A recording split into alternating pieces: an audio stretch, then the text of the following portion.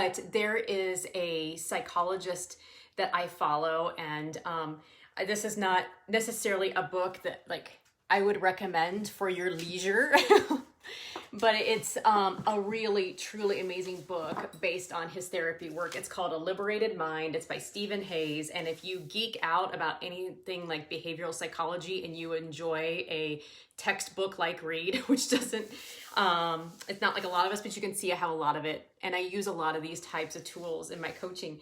But I love his approach because he talks a lot about values. And immediately after I got off the live yesterday, I had an email waiting from him, and he was talking about how we should identify values guides. Because these people, like we talked the difference between comparison and admiration, like he just was sharing more science about how, you know, when we are trying to cultivate certain qualities in ourselves, it's great to have values guides, people who we admire, where we can bring out their qualities and say, that's something I'd love to emulate in myself. And it's a healthy thing. It's a, you know, this is deeply important to me, and developing this is going to carry me in the direction I want to go. So I just like, well, that was timely. So anyways, so today we're going to build on that. So I'm super curious.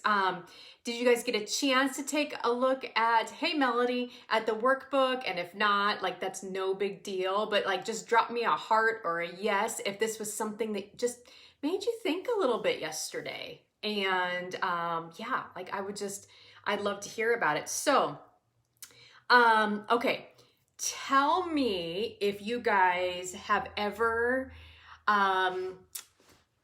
been on, and I've talked about this in my videos, been on the edge of something or been on the brink of something where you know that you need to make a big change, or you know you need to take a giant leap. Maybe you have like this big, huge thing coming up. Maybe it's a high stakes interview, a high stakes presentation. You are about to do something totally brand new. Maybe you're going to go do a virtual speaking event for the first time, or you have to present in front of your whole company. We've got so many on here. Hey, Melody, Rhonda, everybody. Awesome. Say hi. Think about that.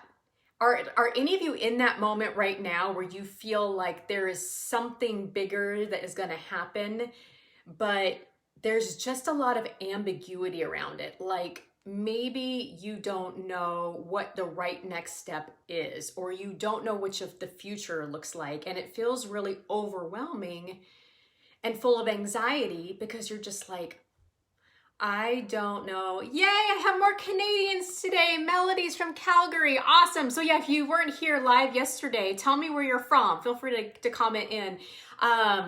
I had people from all over in Canada yesterday. I love it. Hello to my lovely Canadians. I was there a year ago today. I was in Kelowna. So it's gorgeous area. And I have not been back, obviously, due to COVID. So anyways, back on track. So how many of you, just drop me a heart, drop me a hey, drop me a yes, this is happening right now where I'm at in Calgary or Nebraska or Massachusetts or whatever it is, that you feel like you have something big coming up, but there's so much ambiguity around it that like your nerves and your anxiety are just totally rattling you.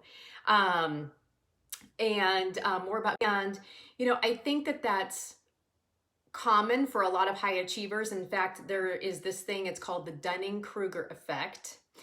And the Dunning-Kruger effect is that, and maybe you guys have seen this in the workplace or anywhere in society today, that there are some people who tend to overestimate their competence. So they think that they're more competent and qualified than they really are. Again, it's called the Dunning-Kruger effect. Well, the opposite of that is that there are people usually, and what I tell you about imposter syndrome is sometimes it can point to something healthy, is that really smart, high achieving people also go, gosh, I also know how much I still have left to learn or still have much to study or how much I have left to grow. Like people who are in the Dunning-Kruger effect have like literally no awareness of this. Like they think they're qualified when it's like on paper they are not. Hey, Valerie. So the opposite of that, maybe you have imposter syndrome because you are healthy and wildly aware of what you have left to learn. But there's science behind that that shows that men will actually not get stuck there. They're going to apply for a job when they only meet 20% of the qualifications, where women are going to wait until they meet, I think the statistic is like 80% of the qualifications before they apply for the job. I said the best meme going around. And for those of you in Canada, this is a US reference, but I think you'll know this because you guys know Kanye West. So, you know, Kanye West announced that he was going to run for the United States presidency. So there was this meme going around saying, hey guys, if Kanye West thinks he's qualified for president, women should be applying for all the jobs, because it just goes to show you that, like, Dunning-Kruger, men will be like, that looks cool, I'm going for it. When I had a lot of corporate coaching contracts, I coached both men and women at the time. And you guys, it's radically different. Men would come to me in their coaching session and they're like, hey, this promotion looks super sweet. I'm totally going to go for it. Can you read the email I'm sending to the hiring manager and just make sure it sounds okay? And I'm like, sure. You know, I mean, there was no even talk about, gosh, am I qualified? But women would come to me in my sessions, and they still do, because now I coach women. And they're like, okay, so there's this job and it looks really awesome, but I only meet like 70% of the qualifications. And I don't know, maybe I need to get another certificate. Maybe I need to wait. I don't know if I'm qualified. Like, just the mindset is so different, even though these women are like way more than qualified. And guys, as a former HR person, I can tell you, writing job requirements, if we got someone who met all of those, like, that was a pipe dream. And sometimes when we were writing job requirements, it was like hope and a prayer, like, hope they got this, hope they got this, hope they got that. But in our hearts, we were like, we want the right person. So I don't want you guys to let some of this hold you back. So what does all of this have to do with, you know, today's topic, which is all about creating your self-confident? I want to talk to you guys a little bit about something called future self writing. So I kind of stumbled into this before I knew it had a name. And maybe many of you guys have too. In 2016, and again, for those of you who've been part of my lives before, I share more personal details in here. I called off my wedding, not to my amazing current husband, but in a previous relationship. And you know, we'd been together for about 5 years. And if any of you guys have had to call off a wedding before or a major event, it's not easy. And I think what's even not easier about that, and when I think about calling off my wedding, and I parallel that to when I've made major career changes, as in changed industries, went from banking to healthcare, or when I left corporate America entirely and started my own coaching practice, there was 2 things in common in that event. One, I knew that the pain of force-fitting what I'd outgrown was hurting too much. And I actually desired the ambiguity of the future, of like that not knowing, holy crap, am I gonna survive through this? What if my imposter syndrome comes back? Can I deal with my feelings of, you know, worthiness? What about my new identity and the identity I'm losing? Like, all that uncertainty of not knowing, you know, what was at the top of the staircase was actually more desirable than force-fitting my past. So how do you fill that gap, right? So all of a sudden, you know, you're newly single, you lose a lot of your friends, a lot of your relationships, a lot of the social things that you run in. You know, you have to set healthy boundaries and say no to some things. And the same thing with your career, right? If you're leaping, or you're going for that big promotion and it is a level up for you, or you're switching industries, or maybe you're going to be like me and you're going to take the leap and do your own thing, there's just a lot of uncertainty, and there's a lot of identity that you leave behind, where you're like, oh my gosh, well, if I'm not part of this old thing, or, you know, this, you know, old company, or I have this title or this job or this salary, then who am I? And all of this newness can, as who was saying it? Melody was saying, just the feelings of worthiness to reach that goal. Like, that's just all triggered up. And like, does this resonate with you guys? Like, drop me a yes, a heck yes, or Kelly, you're crazy, or whatever. But there's a name for that, and it's called liminal space. And liminal space is that weird, icky place that nobody tells you about in high school or college, when you realize that you've outgrown the old, but the new hasn't arrived yet or made itself clear. Chris is like, yes, 100%.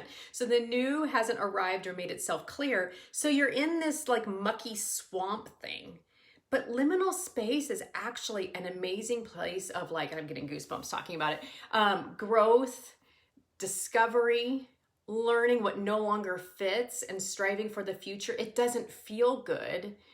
So as humans, sometimes, because it doesn't feel good and because it's not something that we go around and celebrate, like we don't go around and be like, oh, so I'm in liminal space and it feels like shit. And, you know, we don't do that.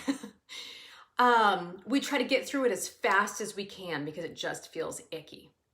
So this is where creating your self-confident and future self-journaling comes in, because one of the things that has kept me sane since 2016, because I've had a lot of change in my life, both you know, calling off that wedding, creating the right life. Hey, Minu, how are you? Hey, Ashley.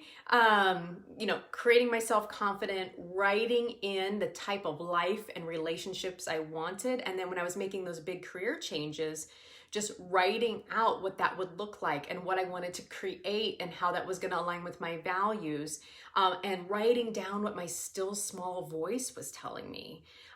You know, writing down, you know, what was happening in reality and what I created and what I desired. So in that icky space, journaling, especially future self journaling, was a great way to write more confidence into your life. So, so Anne says, I feel like you've secretly been in my head. Maybe I have. No, I'm joking. And so what does this look like, and why does this actually work? So the neuroscience behind future self-journaling is that anytime you do something new, it creates a new neural pathway in your brain. So have you guys heard that, you know how athletes, like Michael Jordan used to talk about this, any premier athlete you follow, I think it was either Venus or Serena talks about this, but they will actually mentally play the match or the game in their head before they actually do it. Well, why? Because it actually creates neural pathways and it creates that mental preparation so that when you actually get to the situation, it doesn't feel like it's the first time you're doing it. So in that kind of confusing time, one of the great things about future self-journaling and writing yourself into an event is it creates some resiliency. So for instance, this isn't all an act of sunshine and roses. So for instance, now I'll just give you a concrete example. So when I spoke at the YP Summit back in March, like literally a week before they closed everything down, it's a young professional summit. Sorry, not everybody's from Nebraska. It's a young professional summit in Nebraska. It's a bunch of young young business people and entrepreneurs who come in. You know, the audience is huge. There's hundreds of people, and I was nervous. I was nervous about it being the first time I was presenting a brand new topic to a brand new audience. And I had all the concerns that you guys have. Like, what if people think this is stupid? What if people see through me? What if I get up on stage and this is going to be the time where I'm found out that I'm full of crap, or I stumble or something goes wrong? And I mean, you guys know the drill, right? And whether you're on stage speaking or you're presenting in a Zoom meeting to a very important client, or, you know, you're speaking in person in a meeting, maybe you're having a tough one-on-one conversation. It could be anything new. It could be preparing for a job interview. You can do this for anything. So before that event, especially I do this in the morning, I wrote about that event and how I was going to show up. And the first thing I did, so this is the first part of your homework, is that I wrote down 3 ways I wanted the audience to feel. And Rhonda, you are in there. Yes, I talked about 3 expensive mindsets. I wanted the audience, if I remember from that day, to feel inspired. I wanted them to, I don't know if there's a word for feeling practical, but I wanted them to walk away with something that felt practical. And I wanted them to be curious, not necessarily about me, but a little bit more curious about themselves. And so when I started my future self writing that morning, I just wrote down, how do I want them to feel? Because when I focus on how I want them to feel, it takes a little bit of heaviness off of me, because then I become more focused on my audience. Well, if I want them to feel that way, and so if you guys are thinking about an interview or a presentation or a high stakes conversation, think about, how do I want that person to feel? Write down 3 things and journal about that, just whatever comes to mind. I wrote about how I would carry myself through the day. I kind of talked about what obstacles might come in my way and what would happen if that did happen. And the cool thing about this is it creates new neural pathways, because I'm writing myself into that event. And then as these things happen, whether it's good or bad, I build a little bit of resilience because I recognize it. Recognition builds resilience in a way. You're like, oh yeah, so I kind of thought that this might happen, and here I am at the part where, you know what, the mic isn't working, and that's okay, because, I'm going to ask for some help, and da-da-da-da-da-da. So how do you want them to feel? Write yourself into that event as you are showing up as your most creative and confident self. So the writing of this creates the new neural pathways in the brain, because that way when you get to it, it doesn't feel like it's totally all brand new again. It's kind of like, oh yeah, and this is what happens, and this is the choice that I'm going to make at this intersection. So when I was in these big weird times in my life, I talked a lot about the types of choices that I want to make. And for me, especially calling off a wedding, I didn't want to make a poor relationship decision again. This was the part where I got really clear about my values, and I'm like, these are the things I'm willing to tolerate, and these are the things I'm not willing to tolerate. When I was looking for jobs, I wrote about the type of environment that I wanted to be in. And so I wrote about, what I would be looking for and the types of questions I would ask, and, what wouldn't be in alignment for me. So it's really interesting. And future self journaling is amazing because it creates conscious awareness. It brings some of these things that are unconscious kind of in us, and it brings them and it bubbles up to the surface so that we can be more conscious about our choices on if it's aligned with our values, how we want to show up, what we want to say, what's going to happen when we kind of hit a bump in the road. It's like, oh yeah, this is the part where things, stuff kind of going off the rails, but this is going to be my response instead. So I love this. How many of you guys journal? Or keep a journal, or do anything like this? Just drop me a yes. Have you guys done stuff like this? So here is your assignment. So if you guys go to your workbook, and if you're all like, what is this madness? And I didn't get a workbook, sign up. You can still sign up, and the workbook will get emailed to you, and I include a copy. It's creating your self-confident. So writing about, what you value, your future self. It helps you kind of, prepare ourselves to show up as your true self, meaning you journal. Melody. All right, we're going to get you started. So even just for 10 minutes, writing about showing up as your truest and most confident self has been proven by both neuroscience and psychology to produce confidence boosting benefits months, even years later. So just try that tomorrow morning. You can bring in, so this builds on the assignment from yesterday. So yesterday I asked you, who do you admire and what qualities do you admire about them? Well, bring in some of those qualities. So when you guys are writing about showing up as something, as your truest, most confident self, think about how are you writing in those qualities that you admire, and you're using them to show up as your truest, most confident self. How do you want to make people feel? Sometimes, again, it takes just the pressure off of us and really focuses our energy on what we want to create. if you guys follow me on social media, I shared a post this morning about morning routines. I personally do this in the morning, and I've been doing it in the morning every day for 4.5 years now, because I find, and maybe you guys are like this too, but if you, work outside the home, or you have children or a partner, or even demanding animals, lots of time, and to be honest, news media, social media, as the day goes on, you can tend to conform to what other people's opinions are, and it really drowns out your still small voice. So I would really encourage you guys to start thinking about building a morning practice where you can incorporate some of this every single day. Find the same place, same time, create some consistency. It provides an amazing place for you guys to hear your still small voice. If you guys follow me on Facebook or Instagram at Kelly Ray Thompson, I gave 4 tips today on how to create a morning practice for yourself, or some morning routines. And it's exactly what I do. Same place, same chair, same time.